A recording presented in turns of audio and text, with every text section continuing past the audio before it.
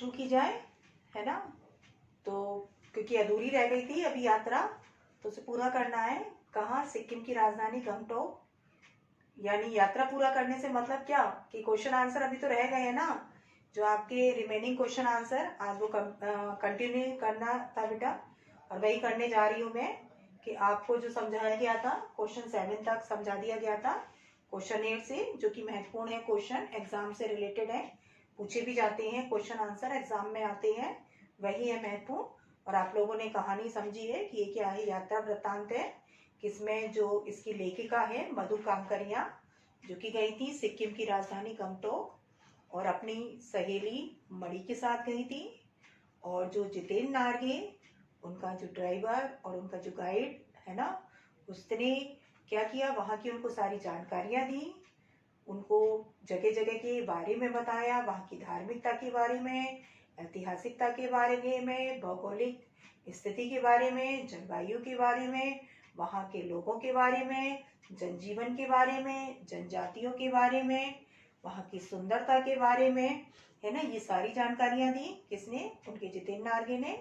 और ड्राइवर भी था उनका, गाइड, सारी जानकारियाँ, जिससे उनकी यात्रा कैसी हो गई, लेखिका की रोचक हो गई, अविस्मरणीय हो गई, यादगार बन गई। और वो उन्हीं यादों को लेकर आई वहां से, वहां के रहन सहन, और उनके अंदर ज्ञान का प्रकाश भी हुआ लेखिका के अंदर। और उनके अंदर वही उन्होंने जो नेपाली युक्ति से सीखी थी प्रार्थना, कौन सी? साना साना हाथ जोड़, जो कि इसका टाइटल का नाम भी है, साना साना हाथ जोड़ हमरो जीवन तिनवो जान करके ये पंक्तियां हैं आगे की। यानी मेरा सारा जीवन अच्छाइयों की ओर समर्पित हो, मैं ऐसे कार्य करूं, नेकी के कार्य, कि जिससे किसी दूसरे को कष्ट ना हो, परेशानी ना हो। ऐसे कोई कार्य ना करूं कि जिससे दूसरे को कष्ट हो, परेशानी हो। तो वहां लेखिका ने किसकी सुंदरता को देखा? गंगटोक की, हिमालय की विशालता को, सुंदरता को देखा, जो अपने मन मस्तिष्क में कैद करके लाई, और उन्होंने उसे रचनाबद्ध कर दिया यात्रा वृत्तांत के रूप में। यात्रा वृत्तांत क्या होता है कि हम कहीं यात्रा करके आए और उन्हीं यादों को हम रचनाबद्ध कर दें, लिख दें, वो कहलाता है यात्रा वृत्तांत। तो ये क्या है? एक यात्रा वृत्तांत, जो कि किसके द्वारा रचित है? इसकी जो लेखिका है वो है मधु कांकरिया। क्लियर है? तो ये हमारा पाठ, इससे पहले की क्लासेस में मैंने आप लोगों को समझाया ही है। फर्स्ट क्लास में वो शीर्षक बिंदु के आधार पर पाठ का सार, दूसरे में भी मैंने आपको शॉर्ट रूप में समझाया, क्वेश्चन आंसर लिए। अब आगे के कंटिन्यू करने जा रही है क्वेश्चन आंसर। जो हमारा है पहला क्वेश्चन है वो क्या है कि प्रकृति के उस अनंत और विराट स्वरूप को देखकर लेखिका को कैसी अनुभूति होती है। आपका क्वेश्चन नंबर 8 कि प्रकृति के उस अनंत और विराट स्वरूप को देखकर लेखिका को कैसी अनुभूति होती है। जब उसने प्रकृति का वो अनंत देखा स्वरूप, विराट स्वरूप देखा, हिमालय की विशालता का, सुंदरता का, गंगटोक की, तो कैसी अनुभूति होती है। यानी उसके अंदर की जो सारी तामसिकताएं थी वो सारी नष्ट होने लगी। किसके अंदर? लेखिका के अंदर।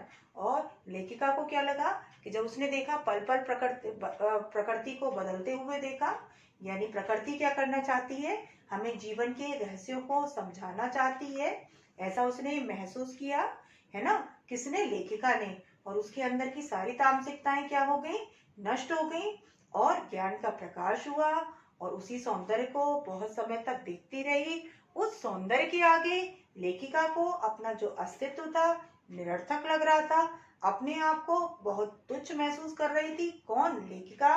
उसके अंदर ज्ञान का प्रकाश हुआ, और वही उसने प्रार्थना याद की जो उसने नेपाली युक्ति से सीखी थी, साना साना हाथ जोड़। जो पहला था ना, झिलमिलाते सितारों की रोशनी में नहाया, गंगटोक लेखिका को किस तरह सम्मोहित कर रहा था। फर्स्ट क्वेश्चन उसी तरह से यही है कि प्रकृति के उस अनंत और विराट स्वरूप को देखकर लेखिका को कैसी अनुभूति होती है। यानी सारी तामसिकताएं उसकी क्या हो जाना? बह जाना। उस कलकल करते हुए किसमें? जो झरना था, उसके अलावा क्या था कि लेखिका उसी सौंदर्य को देखती रही पल पल पकड़ते हुए, और वो ये महसूस कर रही थी कि शायद ये जो प्रकृति का खेल है वो हमें क्या कर रहा है, जीवन के रहस्यों को समझाना चाहता है। उस सौंदर्य के आगे लेखिका अपने को तुच्छ महसूस कर रही थी। उसके अंदर ज्ञान का प्रकाश हुआ। उसने वही प्रार्थना याद की जो उसने नेपाली युवती से सीखी थी, साना साना हाथ जोड़, यानी मेरा सारा जीवन अच्छाइयों की ओर समर्पित हो। अब नेक्स्ट क्वेश्चन है हमारा, क्या है कि प्राकृतिक सौंदर्य के अलौकिक आनंद में डूबी लेखिका को कौन कौन सी दृश्य झकझोर गए। प्राकृतिक सौंदर्य के अलौकिक आनंद में डूबी लेखिका को कौन कौन सी दृश्य झकझोर गए। अब इसमें लेखिका को कौन कौन से स्टार्टिंग से हम लेने चलेंगे, कौन कौन से। सबसे पहले तो झिलमिलाते सितारों की रोशनी में नहाया गंगटोक, पहला कि सितारों की झिलमिलाते सितारों की रोशनी में नहाया गंगटोक। दूसरा, जब उसने देखा कंचनजंगा के सौंदर्य को नहीं देख पाई, तो जो उसने क्या देखा था, फूलों को वहां पर रंग बिरंगे, उसने भी उसको क्या कर दिया, झकझोर दिया। तीसरा क्या था कि उसने वहां के लोगों को देखा जिनका जीवन कैसा था, मैदानी इलाकों में रहने वाले लोगों की तुलना में कहीं अधिक कठिन। स्त्रियों को देखा कि क्या कर रही थी, कुदाल लेकर क्या कर रही थी, रास्ते बना रही थी, घुमावदार सकरे रास्ते। उसके अलावा बच्चों को जो देखा उनका की जीवन कठिन। पर्यटन विभाग के लोगों को देखा, सीमा पर तैनात फौजियों को देखा।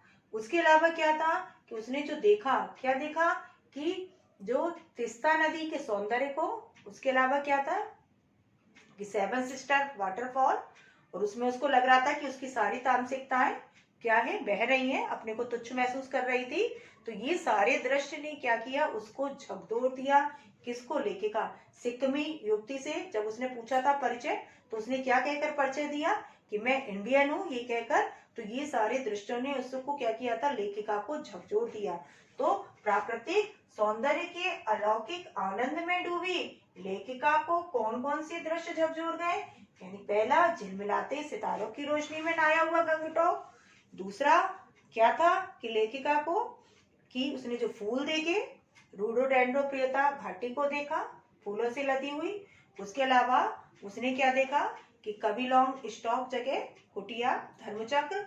उसके अलावा क्या देखा उसने, सेवन सिस्टर वाटरफॉल। उस सौंदर्य के आगे क्या कर रही थी, उसको लग रहा था कि इसमें मेरी क्या है, तामसिकताएं सारी बह रही हैं। उसके अलावा बच्चों को देखा मेहनती, वहां की स्त्रियों को देखा, सीमा पर तैनात फौजियों को देखा, पर्यटन विभाग से जुड़े लोगों को देखा, और उसके अलावा जो लेखिका ने देखा कटाव, और जो सिक्किमी युवती जिसने अपना परिचय इंडियन देख करके कहा, देकर कहा। तो ये सारे दृश्य लेखिका को क्या कर गए, अंदर तक झकझोर गए। आगे नेक्स्ट, सैलानियों को प्रकृति की अलौकिक छटा का अनुभव करवाने में किन किन लोगों का योगदान होता है। कि सैलानियों को, सैलानियों कहते हैं पर्यटक, जो घूमने जाते हैं वो कहलाते हैं सैलानियों। कि सैलानियों को प्रकृति की अलौकिक छटा का अनुभव कराने में किन किन लोगों का योगदान होता है। सबसे पहले तो समाचार पत्र पत्रिकाओं का, उसके बाद हमारा जो न्यूज चैनल वगैरह ये जो हमारे आते हैं, क्या है, दूरदर्शन चैनल, उनका। उसके अलावा क्या होता है कि जो हमारी क्या है कि जो बस वगैरह, ट्रेवल्स एजेंसी वगैरह। उसके अलावा वहाँ के स्थानीय लोग जहाँ हम घूमने जाते हैं वहाँ के। उसके अलावा गाइड, यदि एक अच्छा गाइड मिल जाए उसके भी क्या होता है, अच्छा। तो ये सारे हमारे क्या कराते हैं, होटल वगैरह जहाँ पर हम ठहरते हैं वहाँ के होटल के लोग वगैरह, स्थानीय लोग वगैरह भी हम कह सकते हैं, गाइड वगैरह कह सकते हैं। उसके अलावा क्या कह सकते हैं, जिसमें हम जा रहे हैं बस जीप वगैरह, ड्राइवर वगैरह। तो ये सब हमारे को क्या करते हैं कि सैलानियों को प्रकृति की अलौकिक छटा का अनुभव करवाने में किन किन लोगों का योगदान होता है। तो किन किन लोगों का होता है, सबसे पहले समाचार पत्र पत्रिकाओं का, उसमें हम पढ़ते हैं, सारी जानकारियां निकलती हैं, जगह का पता लगता है। उसके बाद आपने देखा होगा दूरदर्शन चैनल तरह तरह की आती हैं जगहों का, चाहे ऐतिहासिक हो, धार्मिक हो, तो उनके बारे में हमें जानकारियां पहले से ही मिल जाती है। ट्रेवल एजेंसी वगैरह पहले से ही हमारी सारी हो जाती है बुकिंग वगैरह। उसके अलावा क्या है कि जो गाइड मिल जाए हमको, ड्राइवर अच्छा मिल जाए, स्थानीय लोग, होटल वगैरह में भी रहने वाले वहाँ के जो है लोग। तो ये सब हमारे को क्या करते हैं, है ना, हमारी यात्रा को कैसा बना देते हैं, रोचक बना देते हैं। फोटोग्राफर वगैरह कि वहां पर जो होते हैं फोटोग्राफर वगैरह, ये हमारी यात्रा को कैसा करा देते हैं, रोचक बना देते हैं, अलौकिक करवा देते हैं। कितना कम लेकर ये समाज को कितना अधिक लौटा देती हैं, इस कथन के आधार पर स्पष्ट करें कि आम जनता की आर्थिक प्रगति में क्या भूमिका है। कितना कम लेकर ये समाज को कितना अधिक लौटा देती हैं। इस कथन के आधार पर स्पष्ट करें कि आम जनता की आर्थिक विकास में क्या भूमिका है। जब ये लेखिका ने देखा था किसको, कि जो कुदाल लेकर क्या कर रही थी, महिला स्त्री रास्ते बना रही थी, है ना, पहाड़ों को काट कर, जोखिम भरा कार्य, जो कि क्या है, जान जाने का खतरा, क्योंकि कैसे थे, सकरे घुमावदार रास्ते, और जरा सा भी पैर स्लिप हुआ, गिर जाना। तो लेखिका ने देखा कि इतना जोखिम भरा कार्य कर रही है और इनको जो पारितोषिक मिलता है, मेहनताना मिलता है, वो तो बहुत कम मिलता है, क्योंकि जान से बढ़कर तो कुछ भी नहीं हो सकता ना। तो ये मेहनत करती है सिर्फ किस लिए, देश हित की भावना से, कि इनके अंदर क्या है, देश हित की भावना, देश से लगाव है, देश से प्रेम है। अब इस कथन के आधार पर स्पष्ट करें कि आम जनता की आर्थिक प्रगति में क्या भूमिका है। तो ये आपको बताना होगा कि आम जनता की भी क्या होना चाहिए, ऐसे कार्य करे, देश का गौरव बढ़े, नाम बढ़े, सुख समृद्धि के बारे में सोचे, कभी आवश्यकता पड़े मर मिटने के लिए तो भी तत्पर रहना चाहिए, क्योंकि तभी हमारा देश विकास की दौड़ में आगे दौड़ सकेगा, भाग सकेगा। जब देश में लोग कैसे हों, जो देश से प्रेम करते हों, देश से लगाव रखते हों, देश के हित की चिंता करते हों, ऐसे कार्य करते हों कि जिससे देश का गौरव बढ़े, मान बढ़े, सम्मान बढ़े, और आवश्यकता पड़े यदि मर मिटने के लिए तो भी तत्पर रहे, उससे पीछे ना हटे। तो ये भूमिका होनी चाहिए। हम जिस देश में रहते हैं उसके प्रति ये हमारा कर्तव्य होना चाहिए। आगे नेक्स्ट क्वेश्चन, आज की पीढ़ी द्वारा प्रकृति के साथ किस तरह का खिलवाड़ किया जा रहा है, इसे रोकने में आपकी क्या भूमिका होनी चाहिए। मोरल वैल्यू बेस्ड क्वेश्चन है, जो कि आज आप देखते ही हो कि आज की जो पीढ़ी द्वारा प्रकृति के साथ किस तरह का खिलवाड़ किया जा रहा है, इसे रोकने में आपकी क्या भूमिका होनी चाहिए। तो खिलवाड़ क्या है, पूरी तरह से प्रकृति के साथ हो रहा है। क्या हो रहा है कि भाई हम पेड़ पौधों को काटना, जंगलों को, क्योंकि प्राकृतिक संसाधनों का अधिकाधिक क्या करते हैं, विदोहन, प्रदूषण हम लोग फैलाते ही हैं, गंदगी फैलाते ही हैं, चाहे वो जल प्रदूषण हो, वायु प्रदूषण हो, चाहे क्या हो, जल, वायु या ध्वनि प्रदूषण हो, हम वो फैलाते ही हैं। उसके अलावा क्या है, अब क्या है आपका कि जो है जल, ये तो हो ही गया प्रदूषण का, साथ साथ क्या है, परमाणु बम वगैरह, इस तरह के बम वगैरह का भी हम लोग प्रयोग करते हैं। हम लोग क्या करते हैं जल प्रदूषण में, कि जो क्या है, कल कारखानों का, घरों का गंदा कूड़ा कचरा क्या करते हैं, नालियों में, नदियों में बहा देते हैं। उसके अलावा क्या करते हैं, हम लोग अधिकाधिक परिवहन साधनों का प्रयोग करते हैं, जिससे क्या हो रहा है, वायु प्रदूषण फैल ही रहा है ना। तो ये सब क्या है, प्रकृति के साथ ही हम खिलवाड़ कर रहे हैं। और उसके अलावा क्या है कि जो हमारे क्या है, समुद्र का जो बढ़ता चला जा रहा है जल स्तर, जीव जंतुओं की जो क्या हो रही है, कई जातियां तो क्या होती जा रही है, नष्ट होती चली जा रही है। तो इससे क्या है, पर्यावरण असंतुलित हो ही रहा है ना। तो ये क्या है कि आज की पीढ़ी के द्वारा प्रकृति, हम लोग क्या करते हैं, अधिकाधिक कीटनाशक दवाओं का प्रयोग करते हैं। उसके अलावा कृत्रिम रासायनिक खादों का प्रयोग करते हैं, जो मिट्टी की उर्वरा शक्ति को भी क्या कर रहा है, छीड़ कर रहा है। और वो पानी को भी हम गंदा करते हैं, जिससे क्या है, सिंचाई वगैरह होती है, मिट्टी की उर्वरा शक्ति को क्या करना, छीड़ कर देना। तो हम लोग क्या कर रहे हैं आजकल पूरी तरह से प्रकृति के साथ खिलवाड़ करना, है ना। अधिकाधिक परिवहन के साधनों का प्रयोग, जिससे क्या हो रहा है कि वायु प्रदूषण हो रहा है। लाउड स्पीकर वगैरह इतनी तेज हम चलाते हैं, जिससे क्या हो रहा है, ध्वनि प्रदूषण हो रहा है। तो हम लोग क्या कर रहे हैं, प्रकृति के साथ पूरी तरह से क्या कर रहे हैं, खिलवाड़ कर रहे हैं। ध्वनि प्रदूषण भी हो रहा है, वायु प्रदूषण भी हो रहा है, और उसके साथ साथ क्या हो रहा है, जल प्रदूषण भी हो रहा है। तो ये हम क्या कर रहे हैं, खिलवाड़। और इसे रोकने में आपकी क्या भूमिका होनी चाहिए। अब इसे रोकने में, क्योंकि हम एक जिम्मेदार नागरिक के हैसियत से हमारी भूमिका होनी चाहिए कि हमें प्रदूषण को नहीं फैलाना चाहिए, गंदगी को, जंगलों को हमें नहीं काटना चाहिए, पेड़ पौधों को, क्योंकि पर्यावरण असंतुलित होता है। कई तरह की क्या है, जानवर वगैरह जो अब क्या है, जातियां बिल्कुल विलुप्त हो गई हैं, अब तो दिखाई भी नहीं देती, है ना। हम लोग क्या करते हैं, पानी को कर देते हैं प्रदूषित वगैरह, जिससे क्या है, जो जीव जंतु वगैरह है उसके, वो सारे क्या हो जाते हैं, नष्ट हो जाते हैं। उसके अलावा क्या करते हैं हम लोग, लाउड स्पीकर वगैरह है तो वो हमको इतनी तेज आवाज में नहीं बजाना चाहिए, जिससे क्या होता है ध्वनि प्रदूषण यानी क्या है, कान की प्रॉब्लम होने लगती है। परिवहन के हम साधनों का इतना प्रयोग करते हैं अनुचित, बाइक है जरा सा है 2 कदम पे जाना ले जाना, गाड़ी को ले जाना, उससे क्या होता है धुआं वगैरह जो फैलता है, उससे भी क्या होता है फेफड़े वगैरह की सांस की बीमारी वगैरह होती है। उसके अलावा क्या होता है, कल कारखाने फैक्ट्रियां जो कि क्या है शहर से बाहर लगाना चाहिए, वो भी हम क्या कर देते हैं शहर के अंदर ही लगा देते हैं जगह में, जिससे क्या होता है उसके धुएं से, उससे भी क्या है वायु प्रदूषण फैलता है। तो ये सब क्या है करते हैं, तो ये सब हमें नहीं करना चाहिए, हमें जागरूक रहना चाहिए और दूसरों को भी प्रेरित करना चाहिए कि वो भी ना करें ऐसा, उनको भी जागरूक करना चाहिए कि ऐसा ना करें, है ना।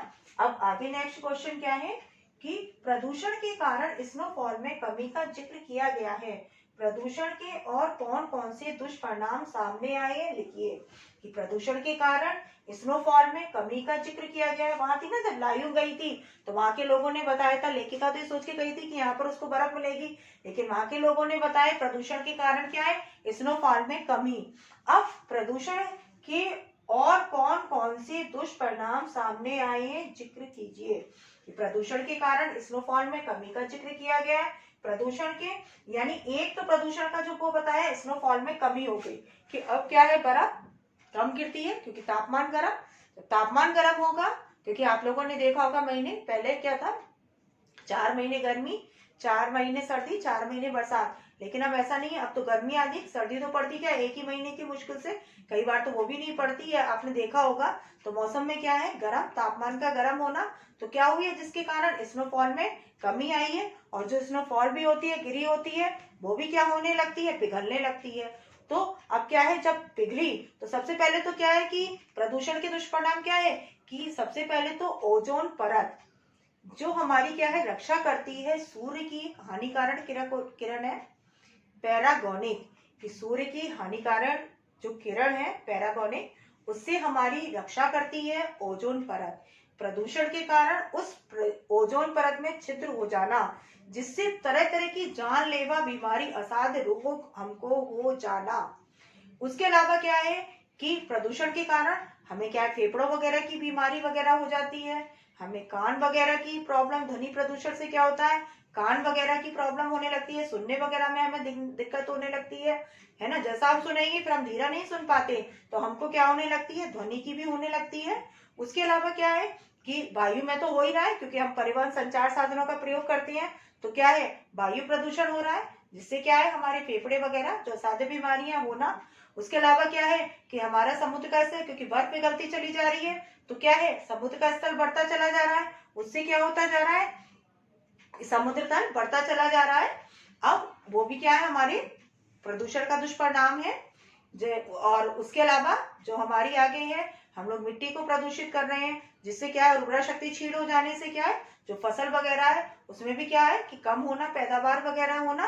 तो ये सारे दुष्परिणाम हमारे सामने आए हैं, ये सब किसका परिणाम है प्रदूषण के, ये सारा किसके कारण हो रहा है प्रदूषण के कारण। तो प्रदूषण के कारण क्या है कि भाई हमारे को क्या है जानलेवा तरह तरह की बीमारियां होना, ओजोन परत में क्या हो रहा है छिद्र होना, है ना, किस कारण क्योंकि जो सूर्य की पैरागोनिक किरण उसमें क्या है हमारी रक्षा करती है जो कि हानिकारक किरण है, उससे हमारी रक्षा करती है ओजोन परत, लेकिन जब ओजोन परत में ही छिद्र हो रहे हैं तो उससे क्या है बीमारियों का होना। उसके अलावा क्या है वायु प्रदूषण हो रहा है, वायु प्रदूषण जिससे क्या है हमारे को दिक्कत होना, वायु से सांस वास लेने में हमको दिक्कत होती है तकलीफ होती है। ध्वनि प्रदूषण के कारण क्या होने लगता है हमारे कानों की प्रॉब्लम होने लगती है। तो ये सब हो रहा है प्रदूषण के क्या है दुष्परिणाम। मृदा प्रदूषण हो रहा है जिससे मिट्टी की उर्वरा शक्ति क्षीण हो जाने से क्या है फसल वगैरह कम होना। उसके अलावा क्या है हम जो तरह तरह के परमाणु बम ये अणु बम वगैरह का प्रयोग करते हैं इससे भी लोगों की जान जाती है। उसके अलावा क्या है जब क्या है नदियों का इसका पानी समुद्र वगैरह का सब खराब होता चला जा रहा है तो उससे जो जीव जंतु है इसमें रहने वाले वो भी क्या है नष्ट होना, उनका भी समाप्त होना। तो ये सारे क्या है दुष्परिणाम वो किसके हैं प्रदूषण के। अब कटाव में किसी दुकान का ना होना उसके लिए वरदान है, इस कथन के पक्ष में अपनी राय व्यक्त कीजिए। कि कटाव में किसी दुकान का ना होना उसके लिए वरदान है। इस कथन के पक्ष में अपनी राय व्यक्त कीजिए। जब लेखिका ने देखा कि कटाव में कोई दुकान नहीं है तो लेखिका को बड़ा खराब अजीब सा लगा पहले, लेकिन वो सोचती है कि ये अभिशाप नहीं है, ये तो वरदान है। क्यों? क्योंकि यदि लोग आएंगे यहाँ पर, प्रदूषण फैलाएंगे, गंदगी फैलाएंगे, तो यहाँ की सुंदरता क्या होगी? फीकी पड़ जाएगी, कम हो जाएगी, है ना। लोग यहाँ खाएंगे, पिएंगे, कूड़ा कचरा करेंगे। अब यहाँ क्योंकि दुकान नहीं है तो लोग ना खरीदेंगे, ना खाएंगे, ना पिएंगे, तो कोई गंदगी भी नहीं करेंगे। तो यहाँ की जो सुंदरता है बरकरार रहेगी, पहले जैसी रहेगी। उस सुंदरता में कमी नहीं आएगी। जैसे और जगह जाओ आप देखो तो क्या है, सुंदरता में कमी होने का यही कारण कि प्रदूषण के कारण क्या होता जा रहा है कि जगह जगह की क्या है, सुंदरता क्षीण होती जा रही है, कम होती जा रही है। लेकिन कटाव में ऐसा नहीं, जो कि उसके लिए क्या है, वरदान होना, कि वहां यदि दुकान नहीं है तो यानी कटाव के लिए क्या है, वरदान। अब नेक्स्ट क्वेश्चन क्या है हमारा कि प्रकृति ने जल संचय की व्यवस्था किस प्रकार की है। जल संचय की व्यवस्था किस प्रकार की है? हिम शिखरों के माध्यम से उसे बताया है। हिम शिखरों को स्रोत बताया है ना। जल स्तंभ बताया है। किसको बताया है? हिम शिखरों को। लेखिका ने जिक्र की है कि ये क्या है, जल संचय की अद्भुत व्यवस्था है, अच्छी है। क्यों? क्योंकि स्नोफॉल के रूप में, बर्फ के रूप में क्या है, एकत्रित है। जब क्या है, तापमान गर्म होने लगता है तो यही बर्फ पिघलकर नदियों में आने लगती है पानी के रूप में, जिससे क्या है, हमारे पेड़ पौधे, जीव जंतु, पशु पक्षी अपनी प्यास बुझाते हैं। हम लोग अपने दैनिक कार्य करते हैं, सिंचाई वगैरह भी होती है ना, इसी से। तो ये जल संचय की क्या है, अद्भुत व्यवस्था है। उसके अलावा नेक्स्ट क्वेश्चन है हमारा कि देश की सीमा पर बैठे फौजी किस तरह की कठिनाइयों से जूझते हैं, उनके प्रति हमारा क्या उत्तरदायित्व होना चाहिए। कि देश की सीमा पर जो तैनात फौजी हैं वो किन कठिनाइयों का सामना करते हैं, सभी जानते हैं। मौसम की परवाह किए बिना, जाड़ा गर्मी बरसात, वहां डटे रहते हैं। शून्य से कम भी तापमान हो जाता है तो भी क्या है, डटे रहते हैं, सिर्फ हम लोगों को सुरक्षा प्रदान करने के लिए, अपने घर परिवार सबको छोड़कर। अब उनके प्रति हमारा क्या होना चाहिए कि भाई हम उनकी क्या है, मदद कर सके, यथासंभव नियम कानूनों का पालन कर सके, उनके परिवारजनों को सम्मान दे सके, उनको सम्मान दें। ये हमारा कर्तव्य होना चाहिए, ये हमारा उत्तरदायित्व होना चाहिए।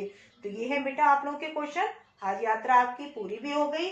कहाँ की? गैंगटॉक की, है ना। चैप्टर कंप्लीट यानी यात्रा कंप्लीट। आप लोगों को बड़ा आनंद मिला होगा। आपने जगह जगह घूमा, खेदुम, कभी लॉन्ग स्टॉक, है ना, कटाओ, जिसको भारत का स्विट्जरलैंड ही कहा जाता है। तो वही आपका टास्क आ जाता है कि कटाओ, जिसे भारत का स्विट्जरलैंड कहा गया है।